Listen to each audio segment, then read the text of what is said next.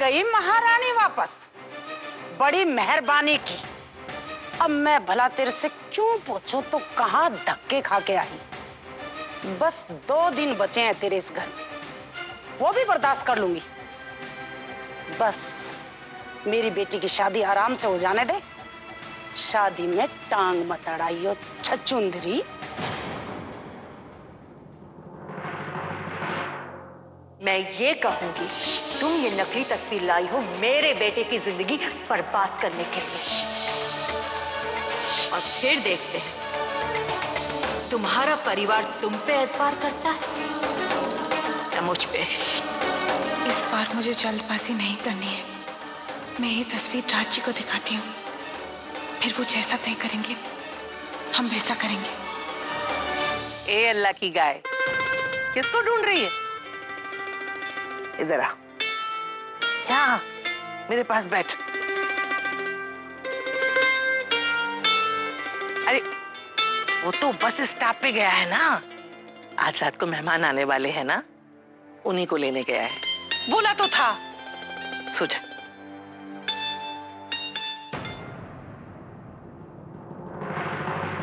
हे मेरे मुरली मनोहर, क्या सोचा था क्या हो गया। जब से राज का साथ मिला है तुझे, सब कुछ अच्छा होने के बजाय पूरा ही बुरा हो रहा है। पता नहीं ऊपर वाले की क्या मर्जी है। मैं तो बस अपने मुरली मनोहर से झोली फैला के एक ही दुआ मांगती हूँ कि मेरी अल्लाह की गाय की झोली भी खुशियों से भर दो ऊपर वाले, बस और कुछ नहीं चाहिए।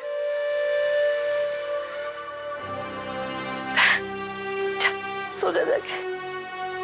दादी, आप ही हमेशा से कहती आई है ना कि जब दुख की बदरी गिरे तो थोड़ा भीग लो दुख में, क्योंकि बादल छटते ही रोशनी तो आनी ही है। आप चिंता मत कीजिए, आप सो जाइए।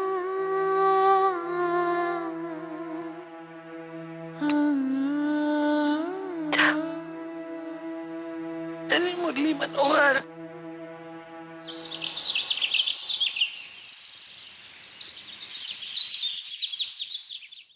कहाँ है राज जी?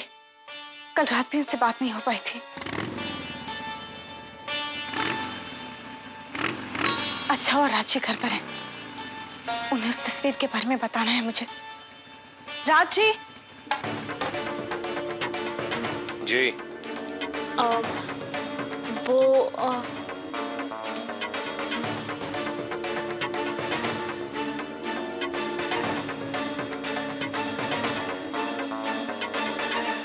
राज जी, वो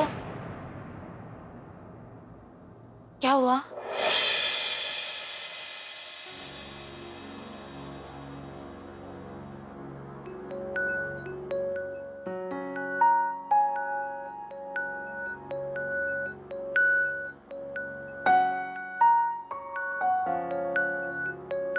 कल रात कहाँ रह गई थी आप?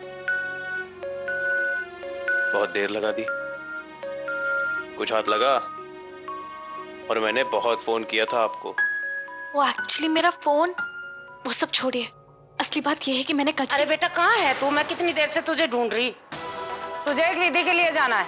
कहाँ? दामाद जी उनके परिवार वाले कुलदेवी के मंदिर में पूजा करवा रहे हैं। अब हमारे घर से भी तो कोई जाना चाहिए या नहीं? इसीलिए तू जा और पूजा करवा के जैसे ही खत्म हो जल्दी से वापस आ जा। बारात भी उस कुलदेवी मंदिर से ही निकलेगी। जल्दी जा। जाता हूँ।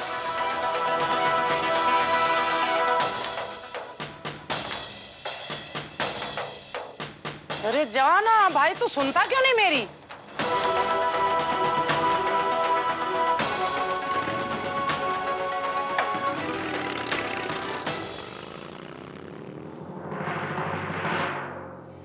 रोहन जी के घर इस वक्त कोई नहीं होगा। मैं कुछ और सबूत इकट्ठा कर लूंगी। बारात आने से पहले उसे रोकने का पूरा इंतजाम करना है आज।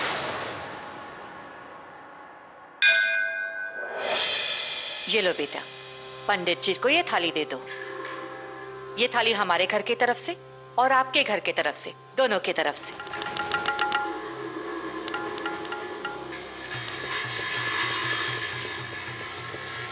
आइए भैया।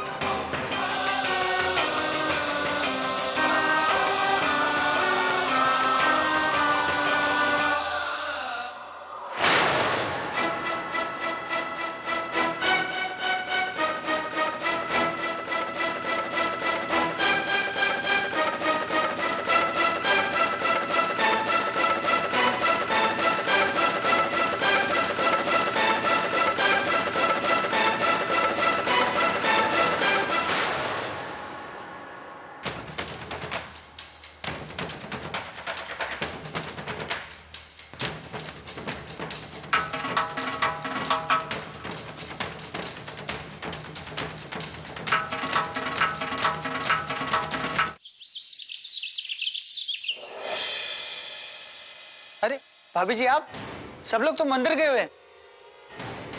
वो मुझे रोहन जी की माता जी ने भेजा है। जल्दबाजी में कुलदेवी की पूजा की अंगूठी घर पर ही रह गई। आप खड़े क्यों हैं? आप वहां देखिए, मैं रोहन जी के कमरे में देखती हूँ। जी। कहाँ भागी ये छछुंदरी, बिना बताए चली जाती है, न तो नाक में दम कर। माँ जल्दी आओ, शीला दीदी को तैयार करना है ना, वो बुला रही है आपको। अरे बेटा तू चल, मैं आ रही हूँ। ठीक है, जल्दी आना। ये निकम्मे कहीं और बखेड़ा खड़ा ना कर दे।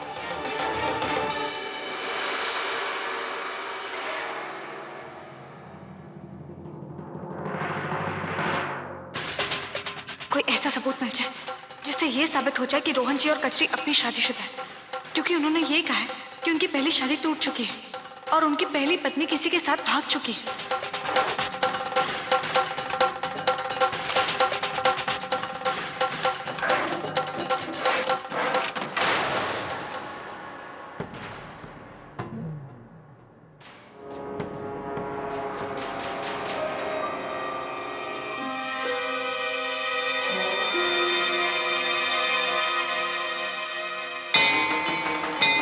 हे भगवान, मैं नहीं चाहता कि मेरी बहन की जिंदगी रोहन जैसे घटिया इंसान के साथ बर्बाद हो। कुछ कीजिए।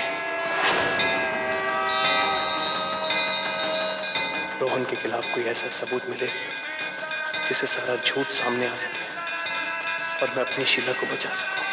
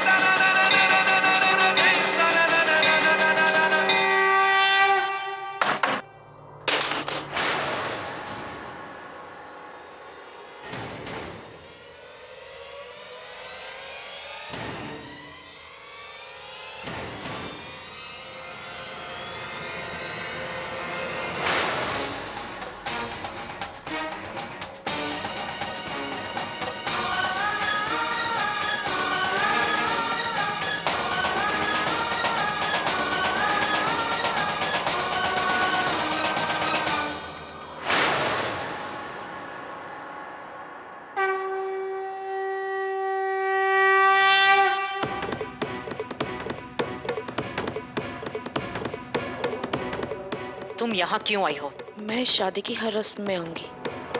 ये शादी मेरा और रोहन दोनों का फैसला है, और वैसे भी ये शादी हमारी रजामंदी से हो रही है। राज आ रहा है। अरे राज बेटा, तुम इतना जल्दी जा रहे हो? जी वो बारात की तैयारियां करनी है ना। सच, इस पल का तो हमें भी बेसब्री से इंतजार है। और तुम्हारी पत्नी सरिता अभी नाराज तो नहीं इस शादी से? वो मेरे बेटे ने उसे इनकार कर दिया ना, वरना आज शादी के मंडप में तुम्हारी बहन शीला के बजाय तुम्हारी पत्नी सरिता बैठी होती, है ना? पर तुम उसे कहना फिक्र ना करे, मैं उसके लिए भी बहुत अच्छा वर ढूंढूंगी।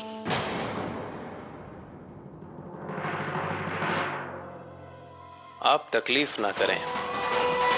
आपके बेटे रोहन जैसा पति सरिता जी को नहीं मिला, यही उनकी खुशकिस्मती है।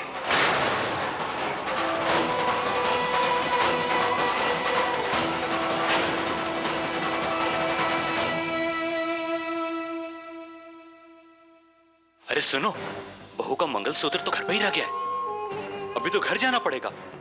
मैंने राम सिंह को भी फोन लगाया, वो फोन ही नहीं उठा रहा। राम सिंह फोन नहीं उठा रहा? क्यों? पता नहीं। देख, मंगलसूत्र हमारे कमरे में तेरी माँ की अलमारी में पहले दराज में रखा हुआ है। जा जल्दी देख क्या। और सुन, और वो देख लेना राम सिंह फोन क्यों नहीं उठा रहा है। मैं आता हूं। चल जा।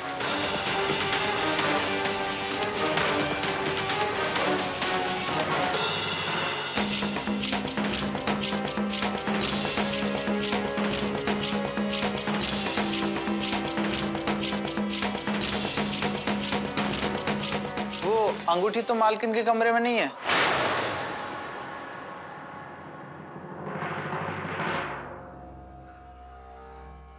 वो मैं एक काम करता हूँ, छोटे मालिक को फोन करता हूँ, शायद उन्हें कुछ मालूम हो। नहीं नहीं, पर अब मिल गई मुझे। आप मेरे लिए थोड़ा पानी ला देंगे प्लीज? मैं अभी लेके आया।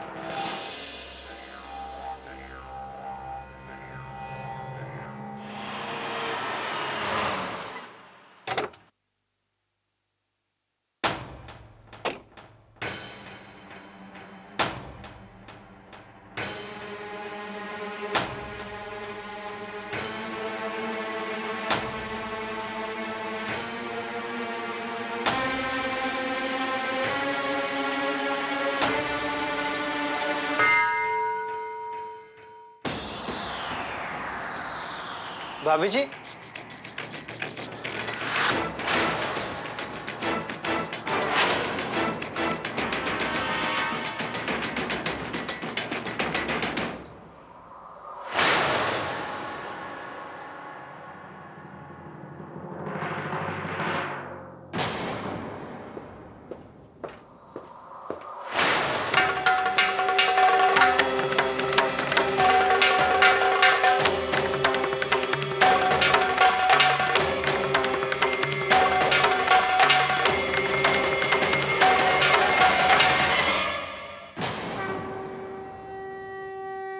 थैंक यू भगवान जी, आज तो आपने मुझे बचा ही लिया।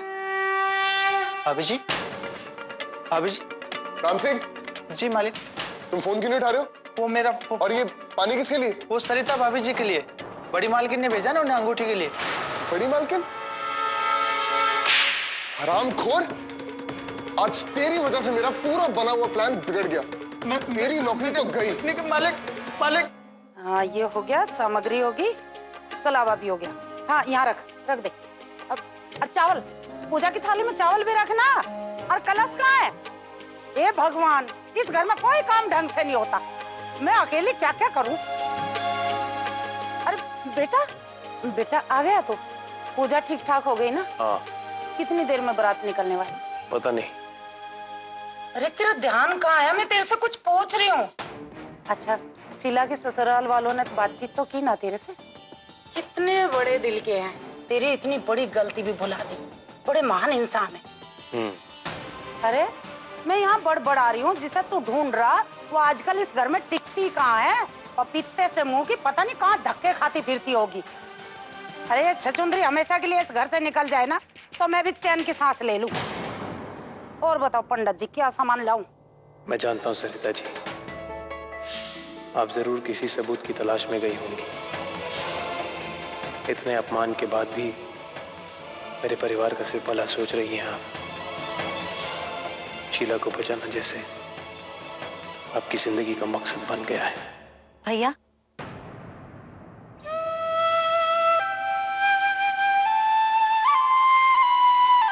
कैसी लग रही हूं मैं? बहुत सुंदर। मेरी बहन को किसी की नजर ना लगे। आशीर्वाद नहीं देंगे? आज से मेरे जीवन की नई शुरुआत होगी ना? हमेशा खुश रहे शीला। तेरा रिश्ता तेरे पति के साथ और उसके परिवार के साथ हमेशा अच्छा रहे। मेरी बहन की इन मासूम आंखों में कभी आंसू ना आए। दिल से नहीं कह रहे ना भैया? आज भी आपको सरिता भाभी की बातों पर यकीन है, लेकिन आप देखिएगा भाभी की बात झूठी ही साबित होगी।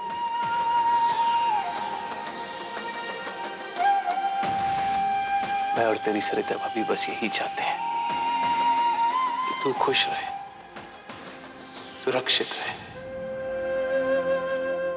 बस।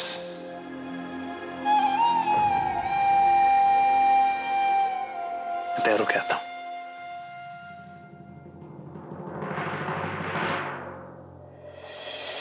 दीदी, दीदी, दीदी, बारात आ गई है।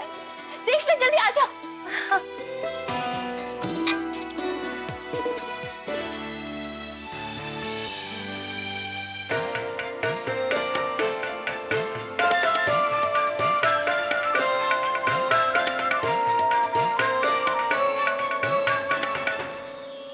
आपकी पत्नी सरिता कहीं नजर नहीं आ रही। हो सकता है ननद की शादी से ज्यादा इंपॉर्टेंट काम आ गया हो उन्हें।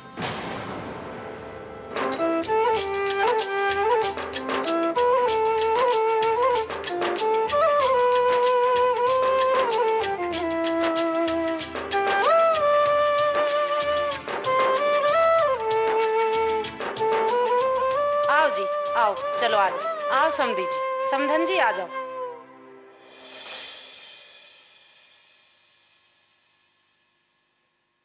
सरिता जी अभी तक आई क्यों नहीं? हे भगवान, किसी मुसीबत में ना फंस गई हूं। अच्छी मुसीबत हो तुम भी। मुझे मेरे पति की शादी की हर रस्म एंजॉय करनी थी और तुमने बीच में टांग अड़ा दी। कैसी औरत हो तुम? हाँ, तुम्हें समझ नहीं आता कि तुम्हारे परिवार को तुमसे कोई मतलब नहीं है, तब भी अपनी जान खतरे में डाल दी। तुम्हें ये सब करने में मजा आता है क्या? मजा तो तुम लोगों को आ रहा है। इतना प्यार करते हो एक दूसरे से, तो फिर ये शादी का नाटक क्यों कर रहे हो? ऐसी औरत हो तुम। तुम्हारा पति किसी और से प्यार करेगा और तुम देख पाओगी? मैं तुम्हारी जगह होती ना तो ये कभी बर्दाश्त नहीं करती। तुम मेरी जगह नहीं हो, इसलिए नहीं समझ सकती। मैं कभी मां नहीं बन सकती।